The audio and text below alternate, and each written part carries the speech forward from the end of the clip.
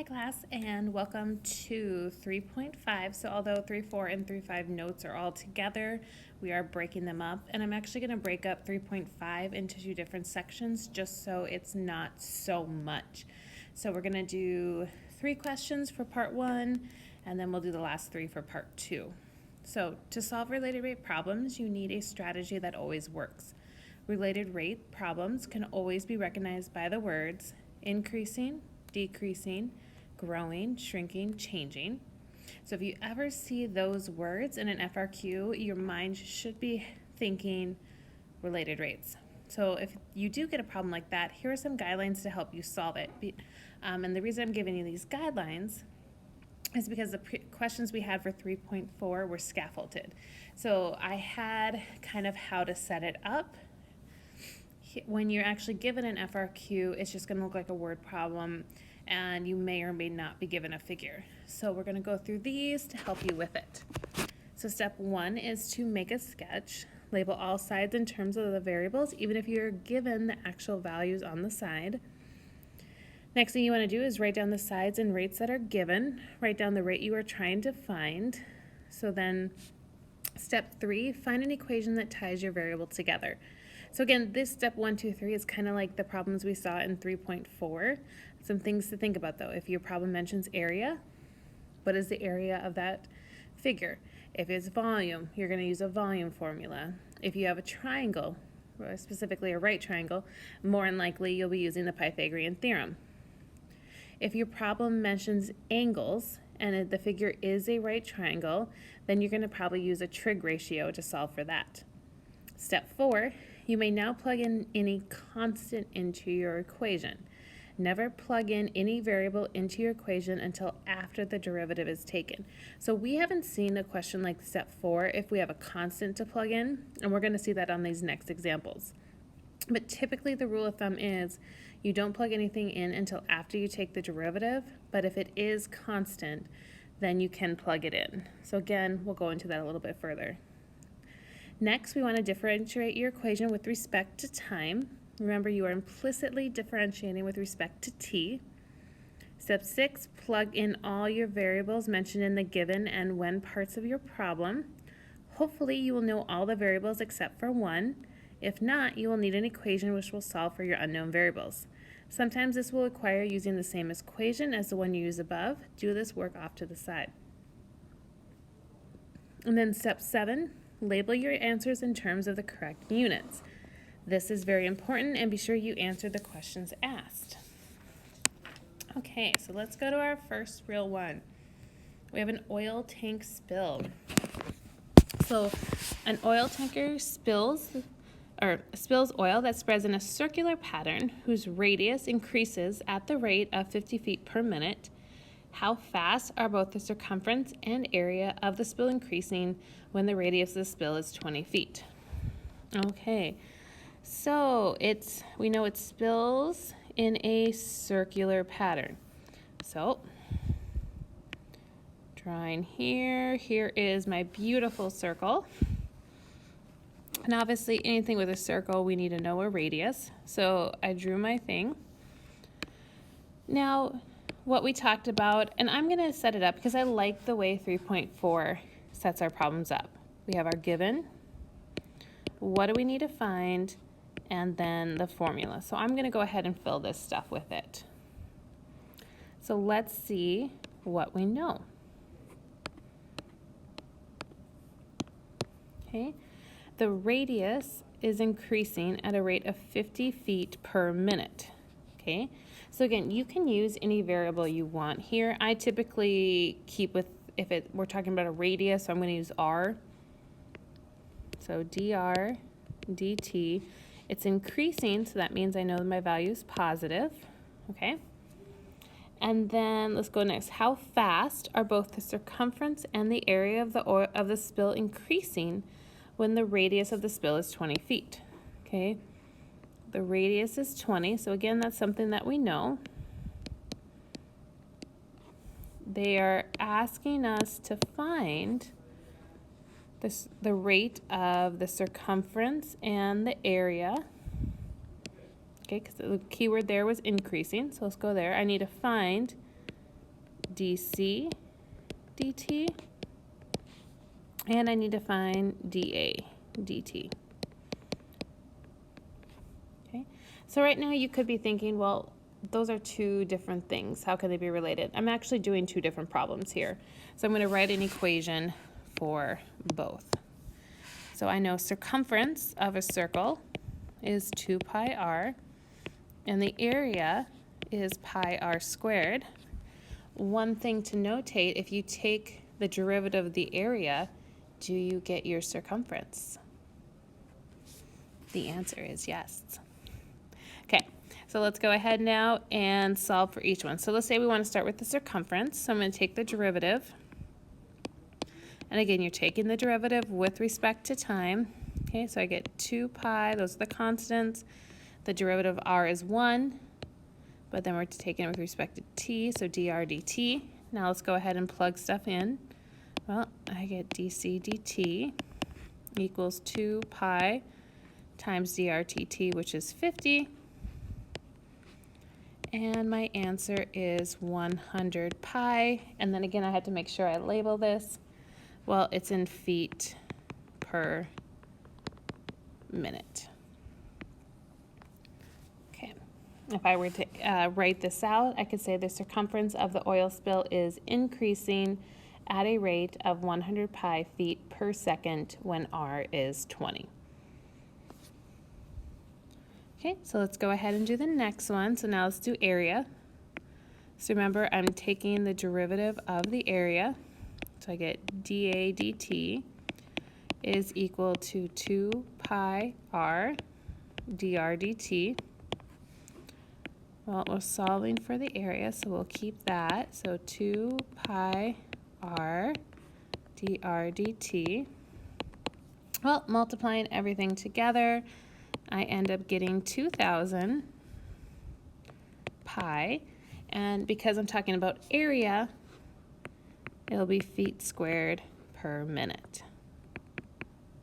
Okay, and again, if I needed to write a sentence, I could say the area of the oil spill is increasing at a rate of 2,000 pi feet squared per minute at r equals 20.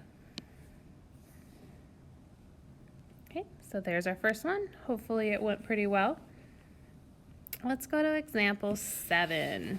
So, Trevor is paying a late night visit to his girlfriend, Michaela, in hopes of sneaking her out of her house after curfew. Tisk tisk. Okay, so he brings a 25-foot ladder and leans it against the side of her house in order to climb to her window. Soon after Trevor reaches the top of the ladder, Michaela's father pulls into the driveway, rushes to the ladder, and begins to pull its lower end away from the house at a rate of 2 feet per second. How fast is Trevor plummeting to the ground if he continues to hang on to the top of the ladder at the instant the bottom of the ladder is 7 feet from the house?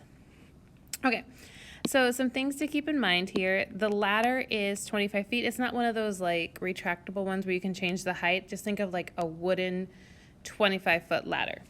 Okay, so that ladder is always 25 feet. Even though a picture is provided, I still think it's a good idea to draw. That is one of the things. Well, if mine's going to let me draw.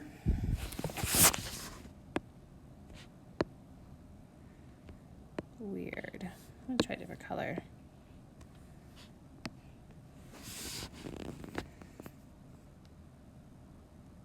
Check my pen.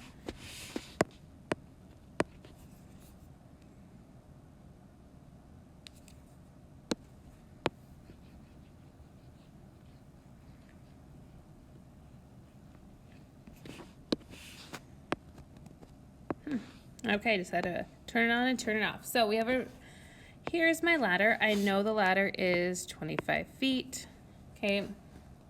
And again, I can label, let's say this is X, and well, they have an R here, so I'll just keep the R, okay? And again, this is my ladder, so I'll just put L for ladder. And let's look what we have. So we want to do our given. We want to do what do we know, or what do we need to find, And what formula should we use? Okay, so let's go to the problem. Now, I know they have a 25-foot ladder, so L is 25. Okay, that's there. 25-foot ladder. Okay, let's see. I'm gonna keep reading. We know that they're pulling it away at a rate of 2 feet per second. Okay, and again, that's over here. So we're going to the right. So that means my x is changing. So I can say dx dt is equal to 2. Okay. And then how fast is he plummeting to the ground? So if you think about it, here he's falling to the ground, but he's holding on. Okay, so I could say that is my dr dt, the rate at which he's falling to the ground. That is what we're trying to find. Okay, and then he is 7 feet from the house. Okay, so then I can say x is 7. Okay, well, we have a triangle. Usually when we have a right triangle, that Pythagorean theorem is going to be the first thing I have. So if I were to set this up, I have r squared plus x squared equals L squared. Now, one thing I'm going to notice here, and this is what I was talking about earlier with the constant. So my ladder is always going to be 25. So that's where we can plug in a number ahead of time. Because remember, related rates, the rate is changing. The ladder's rate isn't, there's nothing with the ladder that can change because it's always 25. So I'm going to go ahead and plug in L. So I get 25 squared. Okay. So now let's go ahead, and our next step is we want to take that derivative. Okay.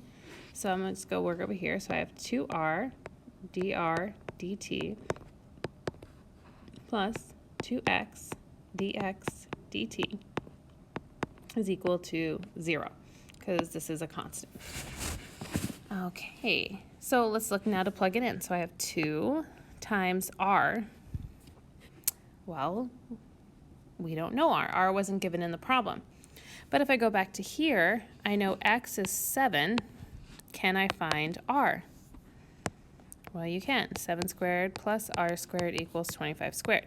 So you could use the Pythagorean theorem or know that r is a Pythagorean triple, and r would be 24. So I can plug that in now. And then times dr dt.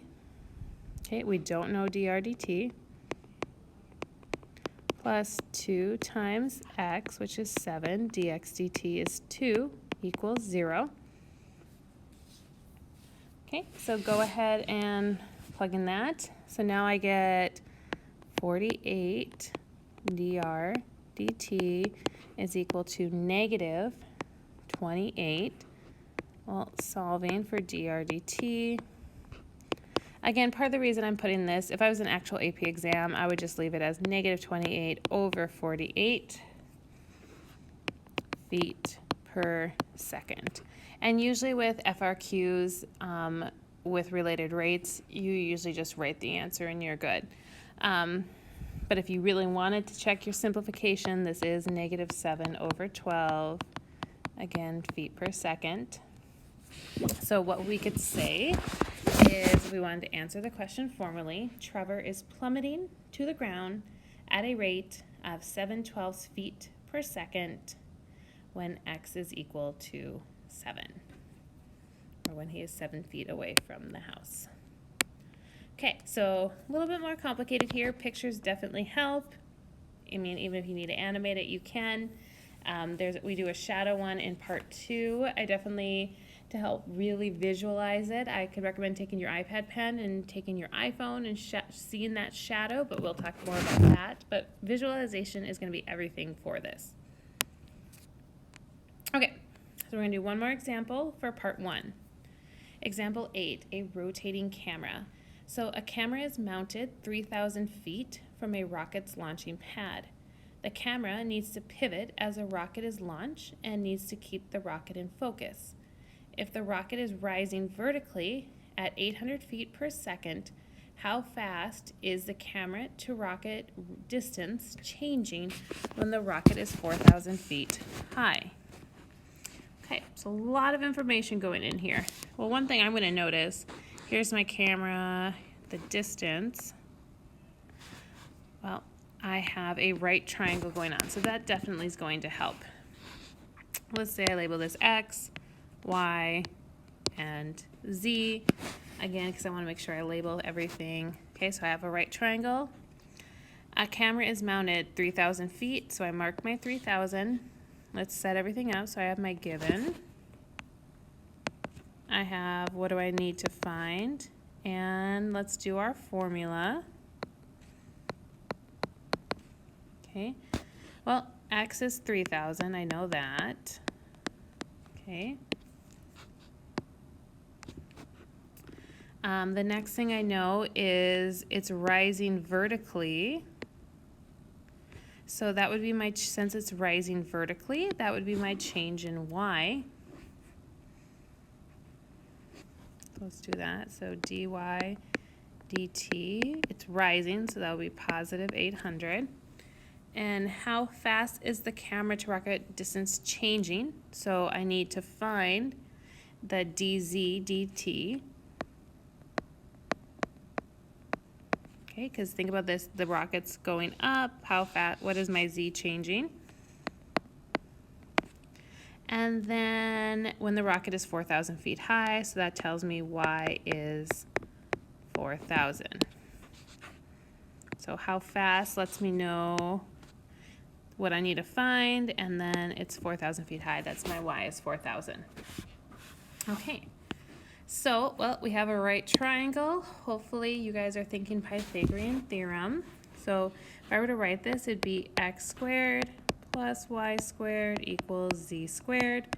One thing I'm going to check for is anything constant here? Well, the camera is always going to be 3,000 feet away from the launch pad. That is never changing. So I'm going to go ahead and substitute that in.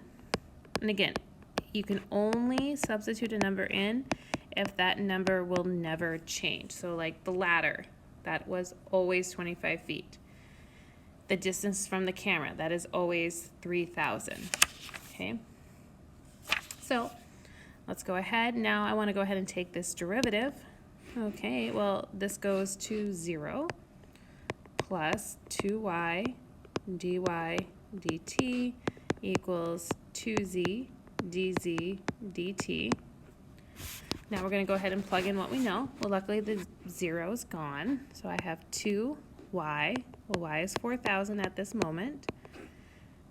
dy dt, that gives me 800 equals 2z. Well, I don't know z, and this is why I always take the derivative, because then if I'm missing it, sometimes it's hard to see if I'm missing a variable or not.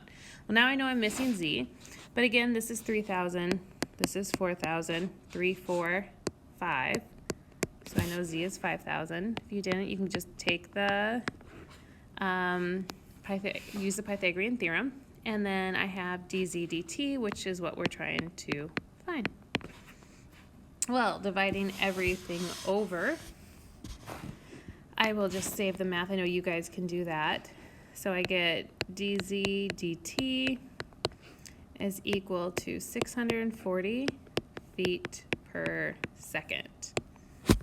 Okay, so if I were to answer this question using that NUT acronym, I would have the distance between the camera and the rocket is changing at a rate of 640 feet per second when y is 4,000.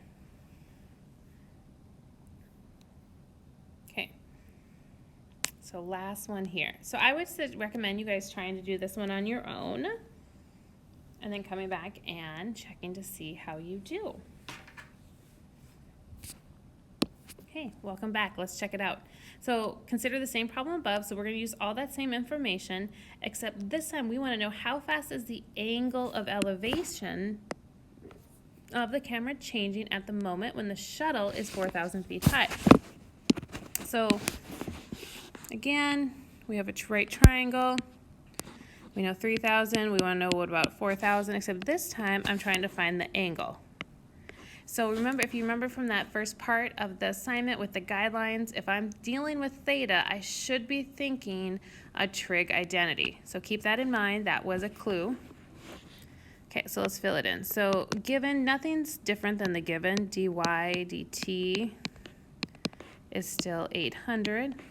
Okay, y is 4,000. I know x is 3,000. I need to find, this is where it changes, I need to find d theta dt. So now I need to write a trig function. Okay, well, let's look. Need to find theta. I'm given, that's 4,000. This is 3,000. Well, what trig function is opposite over adjacent? Well, that would be tangent. So I have tangent of theta is equal to y over x. So there's my equation. Now again, I'm going to make sure and look, do I have anything that is constant? Well, again, this will never change. So that is x. So tangent of theta is equal to 1 over 3,000 y. Okay, so now we can go ahead and solve for the derivative. Well, the derivative of tangent is secant squared theta. Now remember, I differentiate theta with respect to time, so I have to put my d theta dt here equals 1 over 3,000. And then I have the derivative of y is 1, but then with respect to time, dy dt. Okay, so now let's go ahead and plug it in. Well, secant, you're probably like, well, what is secant? They didn't give us the value of secant of theta.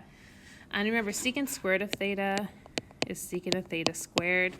Well, here you just want to use a ratio. Remember, secant of theta, well, cosine is adjacent over hypotenuse. So secant is going to be hypotenuse over adjacent. And we already know that our z in this case is 5,000.